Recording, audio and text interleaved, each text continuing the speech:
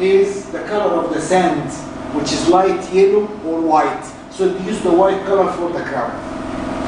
Agree? For Lower Egypt, it's fertile land, it's the delta. So the color of the soil is reddish or brownish because of the Nile silt. So they use the red color for the crown. Makes sense? Everything happened for a reason in ancient Egypt. Yeah? So the two crowns.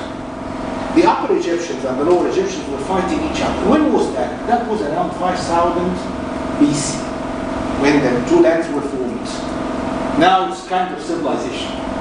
Not very much like what we know or what we will know later, but it's kind of civilization forming government, king, inheritance of the throne and so on. They were fighting each other. Why fighting, guys?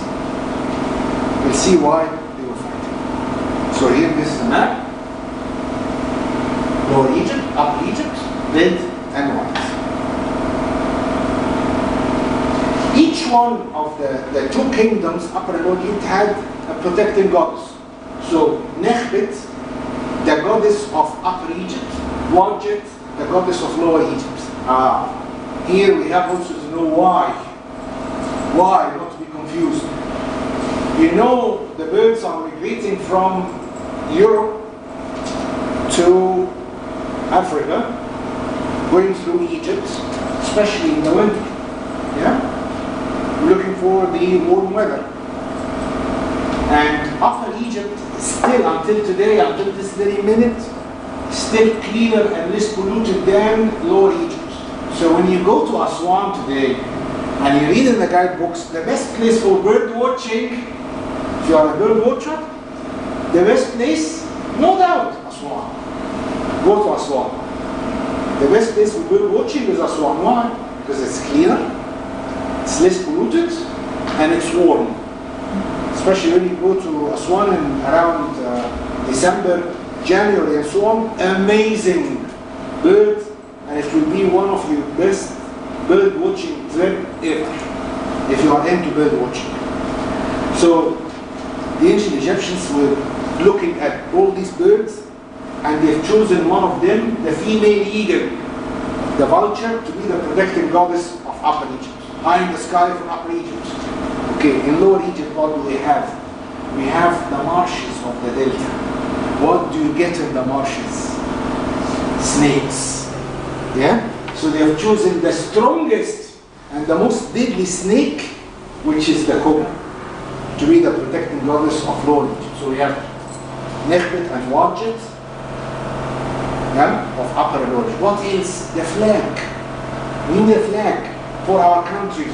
So in Upper Egypt, because it's hot climate, they grow the lotus flower, the lily, the water lily, the Nile lily, or the lotus.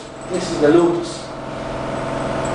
In Lower Egypt, they grow papyrus. So when you have the lotus flower carved or drawn on the walls of tombs or temples or in papyrus or whatever, it means Upper Egypt. When you have the lotus, the papyrus, it's Lower Egypt. You know what? It's like in the European community today. When you buy something and you have the instructions in different languages. When you have the British flag, so the following instruction will be in English. The French flag, it's in French. The German flag, it's in German, and so on. So the same thing, when you have the lotus, what comes after the lotus will be description of Upper Egypt. What comes after the papyrus will be description of Lower Egypt. So we end up by having the two lands, two kings, two crowns, two protecting goddesses, two flags. What do we expect? Civil war. Upper and Lower Egyptians. They believed deep inside that Egypt should be united. You should have two kings, you should have only one king. The Nile is the main unity of the two lands, and there should be only one land, one king. 2,000 years of civil war, from 5000 BC until 3000 BC, when they managed to have the land united. Upper and Lower Egypt. When they became united, the king of Upper Egypt invaded the north, and he said, the north used to be my enemies, but not anymore. Now they are my people. So I will move the capital to the north, Memphis. Yeah? I will use what crown? Use my own crown, the white crown, or the red crown of my enemies? No. We are now one land. We are now united. So I have to make both of them happy by joining the two crowns, placing the white crown inside the red, forming what will be known as the double crown, and the land of Egypt started to be called the Sematawi. What does it mean, Sematawi? Sematawi means the two lands.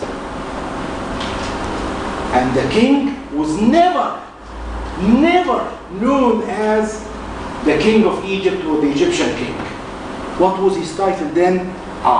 The king of the kingdom of the United Kingdom of Upper and Lower Egypt. That was the official title. The king of the United Kingdom of Upper and Lower Egypt. Very much like the United Kingdom today. Yeah. When you talk to somebody, say, are you English? No, I'm not English. I'm Scottish. Yeah? I'm Irish. I'm Welsh. Yeah? But at the end of the day, you're all under the umbrella of the United Kingdom. So the same thing in Egypt. There was no Lower Egyptian, no Upper Egyptian. We are all citizens of the United Kingdom of Upper and Lower Egypt. Yeah? The king will be wearing the crown of the United Kingdom. The king will be also known as the Lord of the two lands, or the Lord of the two ladies. Why do we call them the two ladies? Because they used to have female form. They were goddesses. Yeah? So here you can see them. This is Wadjet, the cobra, and Nekhbet, the vulture. And here you can see, this is like a funny scene, but this is the original from the temple of Komombo in the south of Egypt.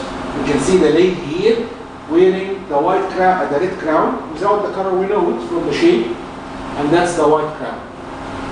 When he created the double crown, by the way, funny thing is, when he created the double crown, you can see the upper half is white for Upper Egypt, and the lower half is red for Lower Egypt, which is also a hidden message that the upper land, or the Upper Egypt, has the upper hand. Lower Egyptian, always remember that. Yeah? So, if we talk about I'm just trying to summarize and finish the lecture.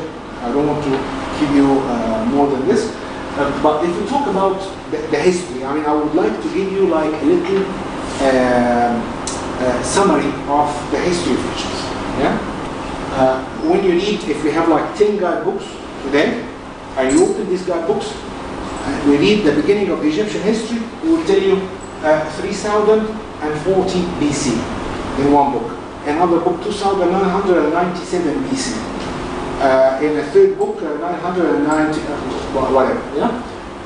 Let's say it is 3000 BC. 3000 BC.